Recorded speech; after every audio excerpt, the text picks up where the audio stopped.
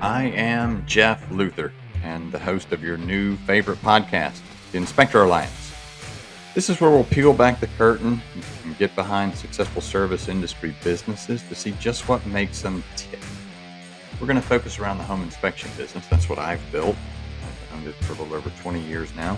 But we'll also include other service businesses that might parallel ours so we can learn more. And the more we know, the better off we are, right? All right. Back again for another fun episode of the Inspector Alliance. And this one is like personally fun for me, this topic.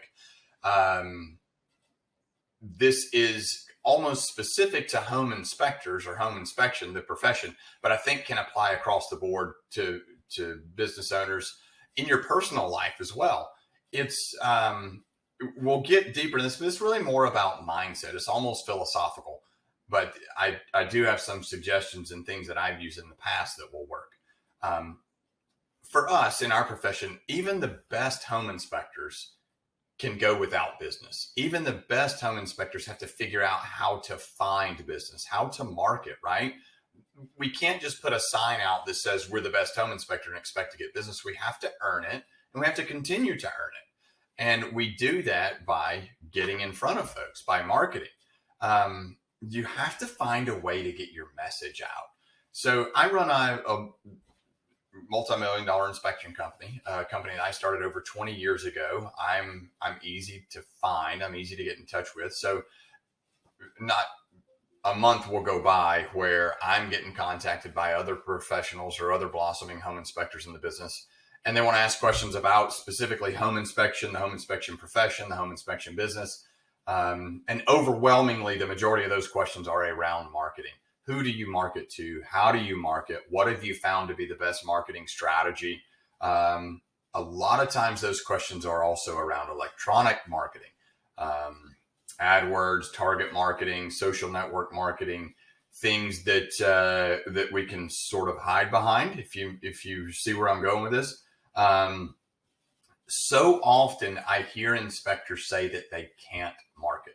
So first, whether you believe you can or you believe you can't, you're probably right. That's what I tell my kids.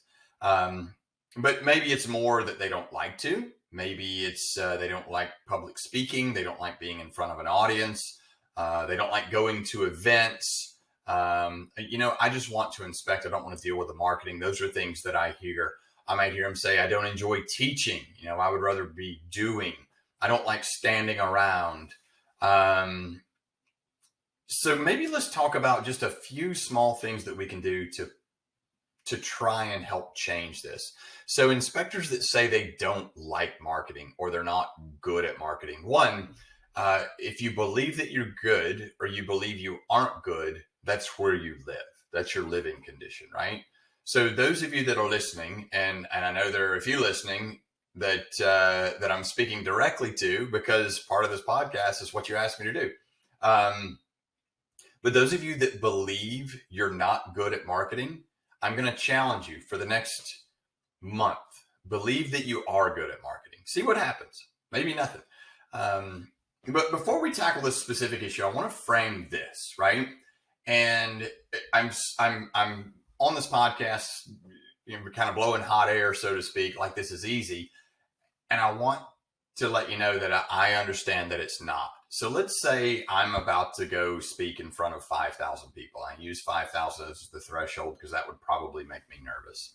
And I lean over to one of my kids, like Wyatt is probably who I would say this to. And I say, wow, I'm really nervous. And Wyatt looks at me and goes, Dad, don't be nervous. Oh, I never thought of that. Gee, thanks. It doesn't work that way, right? It's your mindset.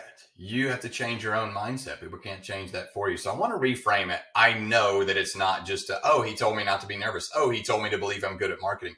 It is your mindset. So I have to reframe that mindset. And so, are you willing to see it different? I guess that's really the question. We have a tendency to give things meaning, right?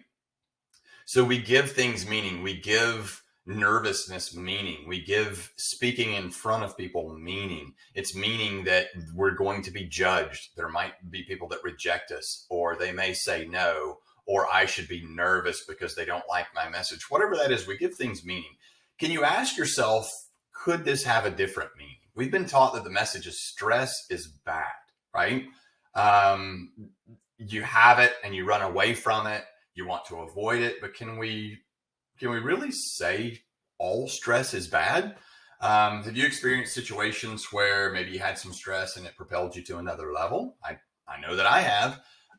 In 2008, 2009, 2010, 2008 was probably the most stressful year in my business. And those of you that were there, good for you. Congratulations. I'm glad that you're still here. But boy, that was a bloody road, wasn't it?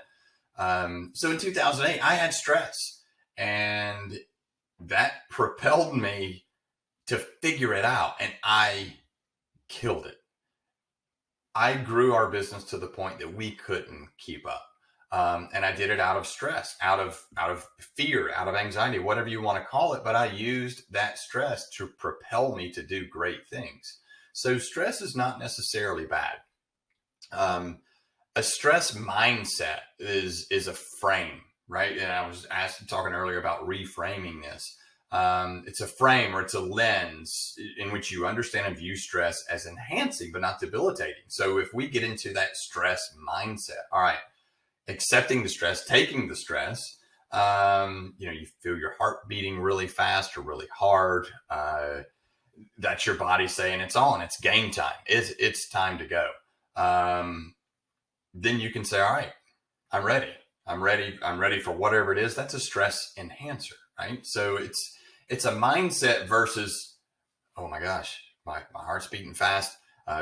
Maybe my palms are sweaty. This is a bad thing. I hope they're not going to call on me next. I need to slow down. I need to slow my heart rate down. I need to breathe. All the breathing is not bad. Trying to calm yourself is not bad. At the same time, maybe we can use those stress enhancers to push us forward, right? I am a competitive weightlifter. I'll use the term competitive very loosely here. But when I go to the platform, I feel stress. I feel my heart beat faster. I want that. I want that stress. I want that to push me for a heavier lift. I want that to push me for that 1.5 second. I want that stress. So I use that to push me. We want to use our bodily signals to give us a good message saying, okay, this is time. It's your time. And I think that if we remind ourselves of that, like my palms are getting a little sweaty, that's okay. It's not a bad thing. But when we also maybe engage tools that we know we're not going to get hurt or cause us to run away, I think those are a positive thing. And one of the things we can do with stress is notice it. Okay, I'm stressed right now. Well, why am I stressed right now? What do I care about? Well, I care about doing well. I care about not being judged. Okay, well, why do I care about that? I care about that because I want to impress the people in this room. Okay, well, why do I want to impress the people in this room? Well, I want to impress the people in this room because I want to get more business. Okay. Why do you want to get more business? Now we're getting somewhere, right? Because I really love my job. I really love my company. I want to stay in it. Okay. Well, why do you care about that? Because I think I'm operating with purpose. Why do I, right? Keep going. Why do I care about that? You're getting to the underlying reason of why, but you can use those stressors to get to that reason and also use that reason to avoid what actually is causing you the stress, what you're nervous about. So we're almost diverting our attention. Getting curious instead of getting nervous. What do I want out of this? Not what do I have to do? So oftentimes I will tell you a lot, even people in other businesses, people that I mentor, people in my peer group, people in an organization that I coach. A lot of times we look at what we have to do, not what we want to get, right? Oh my gosh, I have to go speak to these people. What do I want to get out of speaking to these people, right? And that reframes it. That puts it into a totally different perspective. So often as humans, we see just what it is that we have to do. So defining what I want out of something really helps me kind of define why I'm doing it. That helps push me. So I've done it before. Even I teach continuing education to real estate agents, and there are some classes that I teach by demand, not by design. Some classes that I teach that are incredibly boring, that some agents just want, and also some brokers want their agents to have. I teach those classes, and they're 3 hours long. So there's sometimes where I'm in the middle of that class, the audience is not engaged. There's no way to pull them back. I mean, to teach a 3-hour class on mold is tough to do and keep it exciting. So I will think, okay, what am I going to do after this class? And sometimes I'll find fun things to do before I have that class booked so that I know what I'm going to do after that class. What am I going to do fun after that class? That will help kind of divert my attention, change my mind, and propel me to think about something else. And it works. I was coaching Little League Baseball. This is probably, oh gosh, I don't know. It's been 7 years ago. So, and this was the first year of Kid Pitch. So we had Kid Pitch, which those of you out there that have either coached or had one of your kids on a Little League team on the first year they do Kid Pitch. Very few kids are natural pitchers, right? So your constant rotation is in and out of pitching, and every kid on the team wants to pitch. So I had a kid that did not want to pitch, and we had rotated through just about every kid. We had some makeup games, and I had to put a kid in to pitch middle of the game that absolutely did not want to. Wasn't great at it, but was good enough to be on the mound, but he did not want to pitch. So he's up there. The first few pitches that he throws, they were so bad. So I called time. I go out to the mound, and now he's crying. He does not want to be there. Doesn't like the spotlight. Clearly upset. And I was just like, dude, I mean, you're here. We need you. And can you help us out? Can you stay in? He's like, I really don't want to. I said, all right, do me a favor. I'm going to ask you to throw 2 more pitches, but here's what I need you to do. What are you going to do after the game? It's a Saturday. What are you going to do after the game? Well, I'm going to play Minecraft. It's like, all right, so you're going to go home, change your clothes, play Minecraft. It's going to be awesome, right? Probably get a snack. Yeah, I want to play Minecraft. All right, here's what I want you to think about. I need you to throw the ball to the catcher, and I want you to think about playing Minecraft. You're going to be done with this, and you'll be at home playing Minecraft, and it's going to be awesome. And he pitched the full inning. So it was actually really cool, and he was excited. He was glad that he did it. But it was just changing the frame, right? Changing that mindset. Think about what you want to get out of something, not necessarily what you have to do. So try it. See if that works for you. The next time you have a marketing opportunity and you think, oh gosh, fear sets in and I don't want to do it because I'll be nervous, I won't be good at it. Say yes. And then I'm going to challenge you. What do you want to get out of it? Not, I want to get 20 minutes out of it. What do you want to get out of it? I want to get business out of it. Oh, well, okay. Why do you want to get business out of it? Well, because I want to earn income. Ah, okay.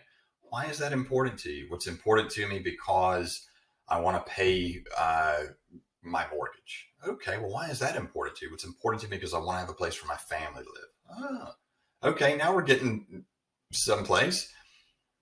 Is it important to you maybe because you want your family to see you succeed? Is it important because you want to do well for your family? Is it important because you want to contribute to your child's 529 plan? Getting specific. Then I'm going to challenge you to dream. And this is your dream, so dream big, right? It doesn't necessarily have to be things, but what do I want to get out of this? I want to buy a second home. I want to fly private. I want to send my kids to a private college. I want to buy a yacht. I don't know. People do it all the time, right? People are buying yachts and flying private in front of the plane and going on vacations.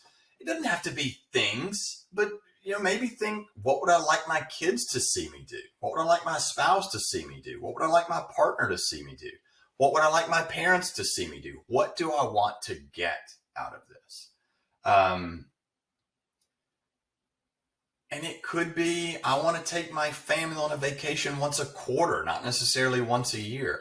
But when you start to get deep and figure out what it is that you want, maybe you can change that paradigm a bit. Maybe you can reframe it, and try to edge off some of that nervousness and change your mindset from I'm not good at marketing to I'm phenomenal at marketing. I'm unstoppable at marketing. I'm a marketing machine. Maybe it changes things a little bit. Probably went a little deep here, but I love this sort of discussion. And I think that our mindset is a huge part in our living conditions. Just ask Mel Selko. She'll tell you. Thanks for listening. If you like what you hear, click that follow button down there at the bottom, and we'll keep putting out good content. And I'm listening to your suggestions, obviously. So let's keep going. For those of you out there that say you're not good at marketing, let's reframe it a bit. And I am in your corner, and I am cheering loud. So here's to me cheering you on. And until next time.